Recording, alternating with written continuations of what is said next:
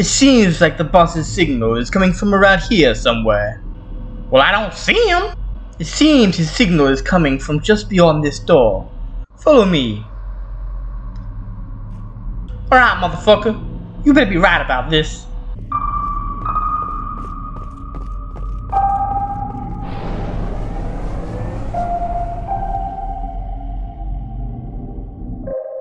I was running out of time to catch the freighter to Bliss and follow up on Petra's lead. But I wasn't going to the outskirts. I wasn't going to take down ONI. I was going to sit here, in between the floor joists of my old bedroom, and let all those loose bits of silica glass poke through my clothes and scratch up my skin. At this point, I didn't care. The room I used to sleep in didn't even have a floor anymore. The night was pouring in over my shoulders, and no matter how hard I tried to disappear into my hoodie, the temperature just kept dropping. I never should have come here. They'd evacuated my neighbors, taken all my things, my stash of money, torn everything down to the bone. And they hadn't even left me a hint that I'd ever existed in the first place. ONI could erase anything they wanted to. The truth. I just sat there. It was quiet. When I got a call. Hello, who is this? Ben, you need to get out of there now. They found you. Wait, Pharaoh? Wait, no, how Ben, did you... listen to me. I told you I'd protect you. Now go before it's too late. Protect me? I don't even know who you are. How can I even trust Ben, you know, I'm not going anywhere. Damn it, Ben. Have a pity party later. You need to get out of there now. It was already too late. Okay, Ben, listen to me. Ben. Oh, damn it. I could hear them out there through the giant hole where my windows used to be. What the hell? Oh no. I needed to hide. Stay quiet. If they were using biometrics, I needed to slow my heart down too. But I was terrified. And then I froze. ONI was here. And everything became instinct. I flew out of my apartment into the hall. A door. Any door. I picked one, but the plastic sheeting. I stepped too loud. So I retreated and slipped through a door across the hall. Soft feet this time. Moving as fast as I could toward a back bedroom, avoiding the wrinkles on the floor, navigating the silhouettes of draped furniture. Trying to be silent. I curled up beneath a bedroom window and listened. That was my door opening. They were in my apartment. Had I left any evidence? I needed to relax. I breathed and waited. They would systematically scan the building until they found me. And then they were going to stuff me in a bag. I closed my eyes, tried to disappear. The sounds had gotten faint. This was my chance. I could make it to the stairwell, but I had to go now. I went, and 3 strides into the living room, I could hear them coming around. I dropped down out of sight behind a couch. They were right outside. I waited. It was quiet. And then they struck. No. The agents began to overpower me. They were about to put me down when... The agents crumpled to the floor. They were dead. What happened? I tried to clear my eyes so I could see when suddenly I heard one of the agents still alive. And then he wasn't. I saw the shooter emerging from the shadows, snatching up the ONI compads and stepping right up to me. Do you trust me now? Yes, what? Yeah. More agents will be here in 2 minutes. You can wait here to die, or you can get your ass out that window right now. I did what she said. Okay.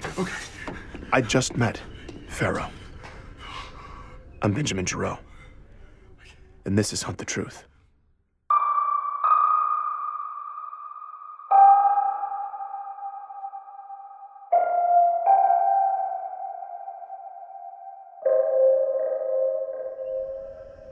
All right, I guess.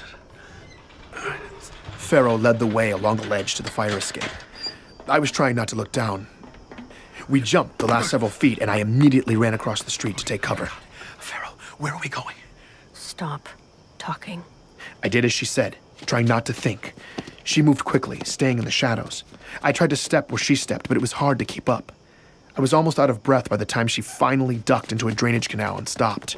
I was trying to digest what had just happened. Were those agents I even... don't have time to talk.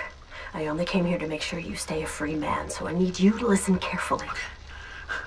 If they haven't already, Moni's definitely greenlit you now. You need to get off-world. Agents are probably searching the neighborhood as we speak, and they won't stop until you're neutralized. Oh God. Listen to me. We will protect you. Okay. But we're mobilizing in the outer colonies right now. Major pieces are in motion, so everything's on lockdown. You'll have to make it on your own for at least a few more days.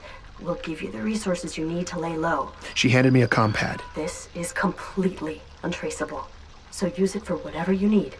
It gives you access to a secure account, too. You'll have more than enough credits. What, really? Seriously? Ever since O&I froze my accounts, I hadn't even been able to buy a cup of coffee. And now Pharaoh was giving me a trapdoor out of financial ruin.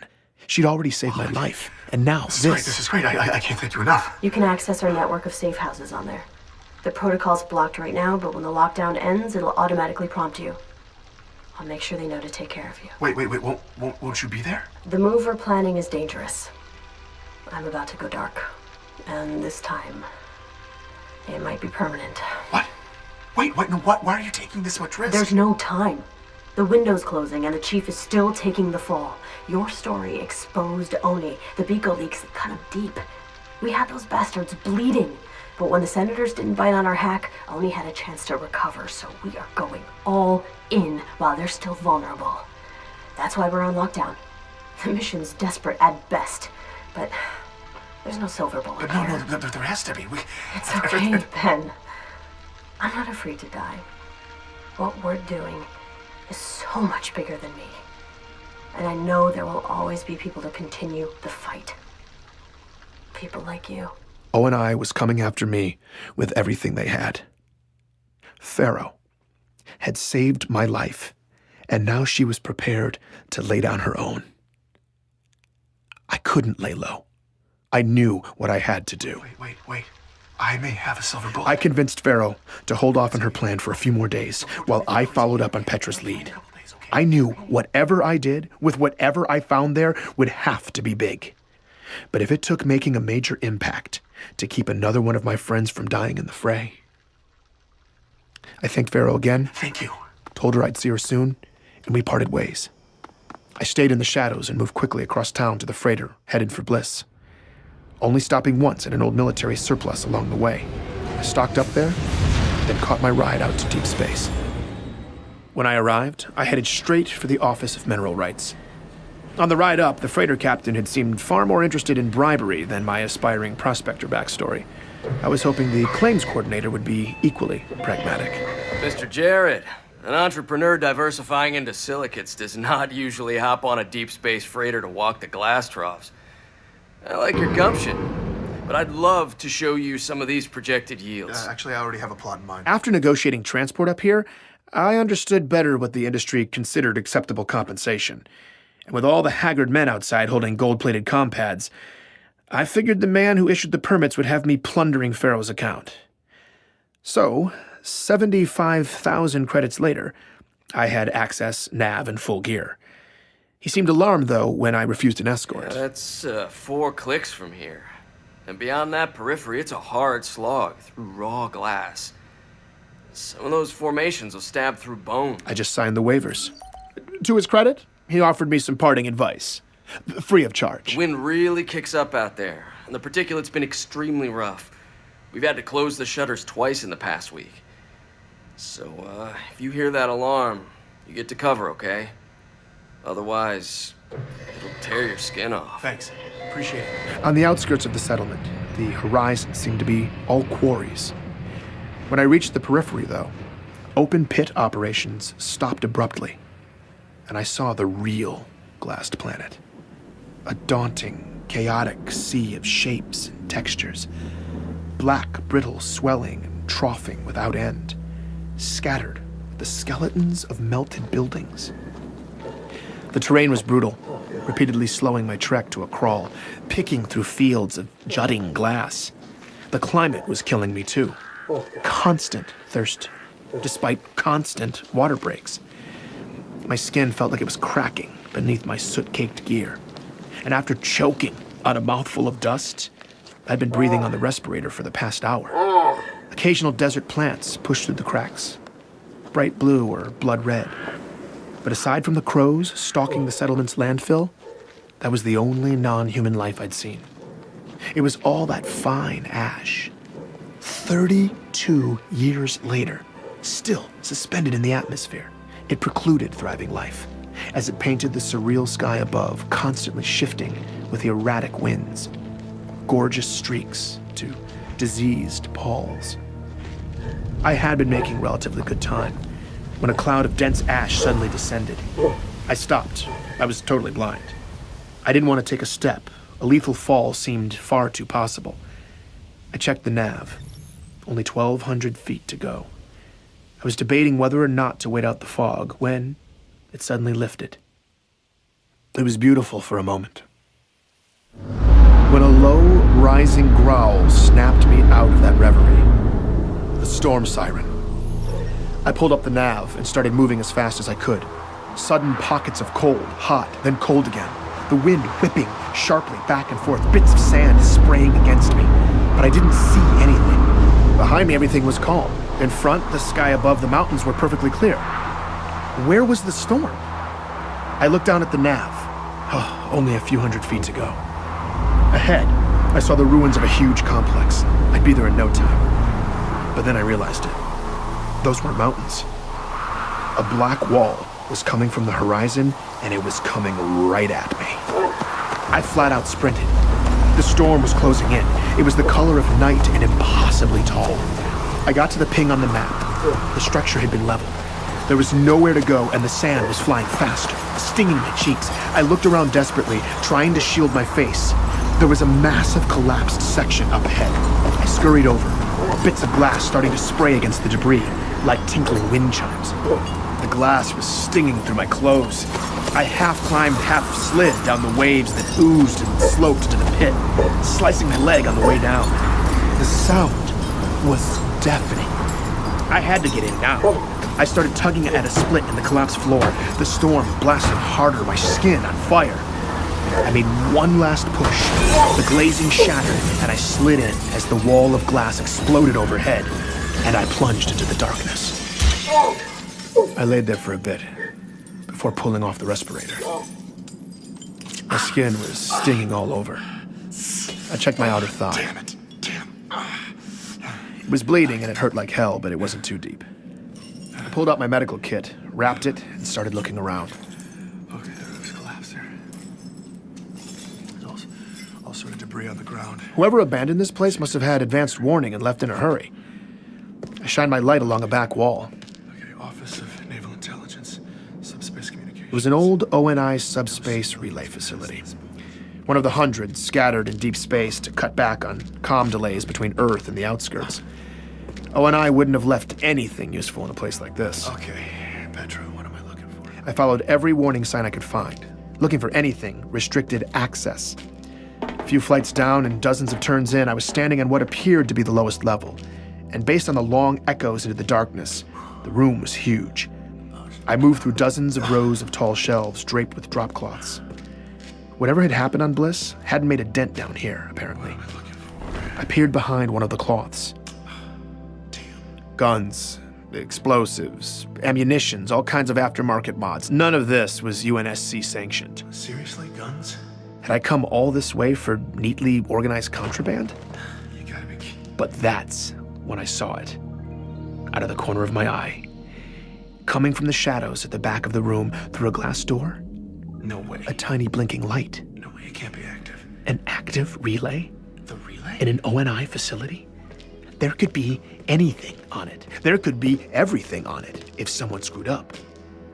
The surface destruction was catastrophic. They could have just assumed the glassing had gone this deep. And ONI probably wasn't even operating in any real capacity out here anymore. Okay. This had to be why I was here. Let's see. I immediately hooked up my comm pad, and I couldn't believe it. Oh, did I? The server was in standby, but it seemed fully functional. Connecting? Something kicked on deep below, and low auxiliary light filled the room. Oh my god. I started entering queries. Beco. It was current. I remembered the name of the raw file for the Biko video that Pharaoh leaked. That video popped up, and so did the second video, the one Pharaoh hadn't seen. I pulled it down and opened the footage. It was a composite of every single angle cameras captured that day. The original video just showed Chief firing down the hallway where 4 civilians had died. But I didn't see civilians in that hallway. I saw 2 janitors with a rocket launcher. I saw 2 couriers with frags, and none of them had a chance before Chief dropped them. Shot for shot, bullet for bullet, I watched him take out the terrorists, firing his handgun exactly 12 times, hitting only assassins every time. I saw the bodyguard and 4 embassy guards firing at Sicada himself. And the best part was, the coroner's reports backed up all of it. Ray's scavenger was dead on. It was indisputable. Chief killed the bad guys killed the innocents. I found Sicada's original request for security and the UEG's immediate automatic rejection. I can't believe it. I had everything I needed to clear the chief. We got him. But there was so much more to implicate ONI. I got an awful idea, and I knew exactly what to search next. Benjamin Giroux. As the results popped up, a chill went down my spine. Psychological profiles on me. Conversations between Sully and his bosses. Bullet point lists of my pressure points and relationships. This was making me nauseated. I downloaded the files, but I couldn't read it. Oh, no way. I scrolled through my interviewees. Gabriela Dvorak's real military jacket, 2524, she was on Dwarka. She'd never set foot on the planet where she supposedly liberated a young John. The war camp survivor Thomas Wu, the man who also lied about there being camps on John's planet, ONI chose the carrot over the stick with him. They promised to fund more memorials and awareness campaigns for survivors of the insurrectionist camps that Thomas and countless others endured. I found the actors, too. Walker, I see you, bastard. Paul Gustafson, a.k.a. Jacob Walker, was in there. His acting resume, personality notes, agreements to surrender existing work and retire. And then I found Dion, or Simon Kensington. There was even video of him rehearsing, tweaking his Dion delivery, responding to whatever prompts his ONI handler was giving. As I listened to him discuss my emotional vulnerabilities, my nausea turned to rage. Bastards. But when it came to the story I'd never wanted to hear, Anthony's story of the Spartan program, I realized I was still scared to see hard evidence to prove the rumors. But I went for it. I quickly found myself looking at highly classified assignments pushed to ONI scouts in 2516. Queries and requisitions from planet after planet, weighted toward the outer colonies. And then the qualifications for the Spartan 2 program. A list of physical and mental criteria, genetic compatibility with a slate of augmentation procedures, and optimal age, 6 years or younger. I did one last search. John 117. There he was, on a list in 2517. I began to follow his name on a trail of documents that continued past the day his parents thought they'd buried him. The progress reports, written by scientists, language you'd use to describe an expensive technological prototype. But they were talking about a child. They had done that to a hero. To my hero. And countless other children. I was just digging in when, what the hell was that? Corrupted files started hitting my Comcast. I immediately disconnected from the server and checked the files. They were fine. Oh, thank God. Then, it just shut down. Wait, no. Oh, no. I was terrified. Had I gone over Petra's 72-hour window? Had ONI just caught me looking? I checked the time. Okay. I was fine. Okay, I'm fine. But then, It's okay. what was that? I looked at the server one more time. That little standby light? It was glowing brighter, pulsing at me. I was starting to lose it, but it didn't matter. I had what I needed, and the storm was over. I emerged from the bunker. It was time to leave this sad, ashy nightmare behind. As I trekked back across the wasteland, I stepped with more confidence. I knew this terrain now, and I had ONI right where I wanted them. Please, join me for the next episode of Hunt the Truth.